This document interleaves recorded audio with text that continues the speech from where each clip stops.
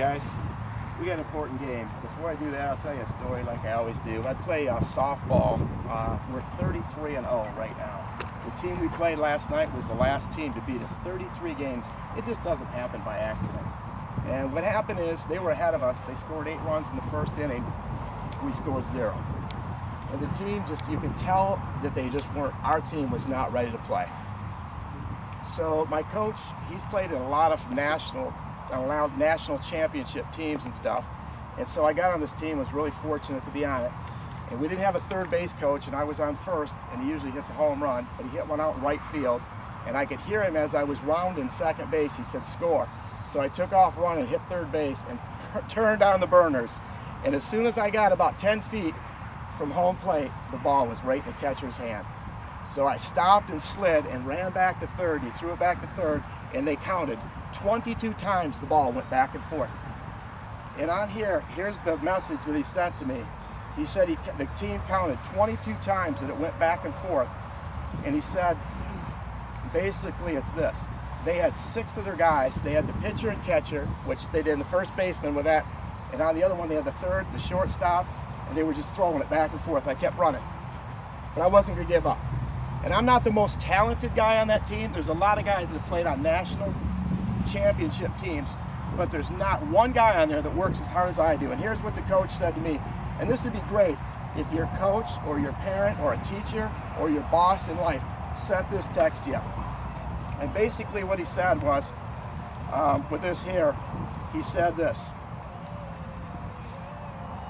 "Thank God you had that speed. It really paid off.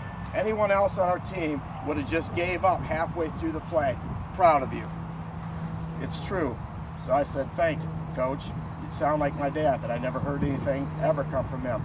You always give 110%. I'd pick you first over anyone else on our team because of that. Half the guys on our team think they're better than they really are. But you play above your capacity every week. Everyone here is inspired by you." And so what I'm saying to you guys, just because you're not a starter on this team, any one of you guys can be the spark that inspires the team. We talked about encouragement last week. You know what? You guys are my favorite team. I've been invited to Powers and Linden, and I'm not going there. It's not that I don't like them. I love you guys, and I care about you. This is where I went to school. And I was talking to my JV coach, and I told him 9 out of the last 10 years, Denny Hopkins has beat us. And he couldn't believe it. So you know what, guys? It's your time. End it right now. I think there was like 47 years.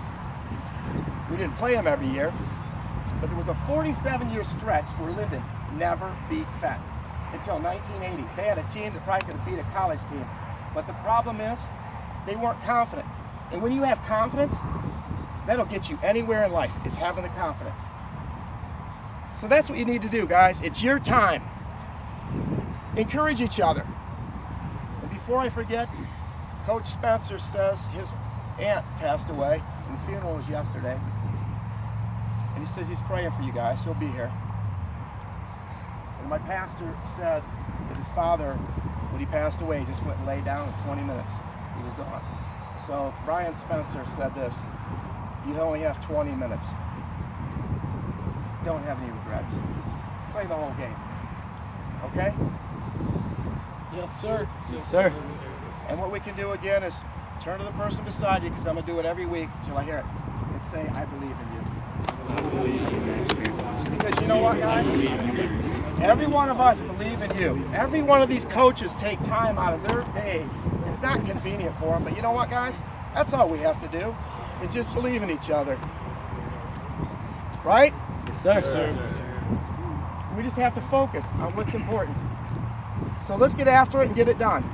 Let's get fired up, okay? Yeah. I can't do anything, guys, unless I'm fired up. And there's a few of you crazy guys on this team that need to be fired up. All right? So fire up the rest of you guys. I know some of you guys don't need fired up. You're already. But you know what? It's like last night when I went out to that game, I was tired. I'd worked 10.5 hours most of the time in the rain. I was dead. I couldn't even, walk. You know what? As soon as I hit the field, field, it was like a switch. You know what I'm talking about. A switch. It's just turned on. And you just get energy. You don't even know where it comes from. But you know what? Your teammates are looking at you. Jaden, every one of you guys, everyone's looking at you. There might be kids in the stand tomorrow night that are in 5th grade that want to be just like any one of you guys. So what are you showing them? What are you going to show them tomorrow night? This is your field. This is our house. And like we did against Swartz Creek, don't let them come in here and steal what's yours. Don't let it happen. Protect the house. Okay? Sir. You wouldn't want somebody coming in your house and stealing something of yours, would you? No, sir. And beating up on your family? No, sir. It's not a joke. Take it serious. Get after it. Okay? Because it's not a joke for me. It isn't. I wish I could play with you guys. It'd be the craziest game you've ever been in. It would be nuts. While I can't, I'll be on the sidelines. But you know what? You can do it for me. You can do it for me. You can do it for me. All right? Okay? Get after it. Let's do it. All right? Let's go. Come on. You guys ready? Yeah! Fire it up! Yeah!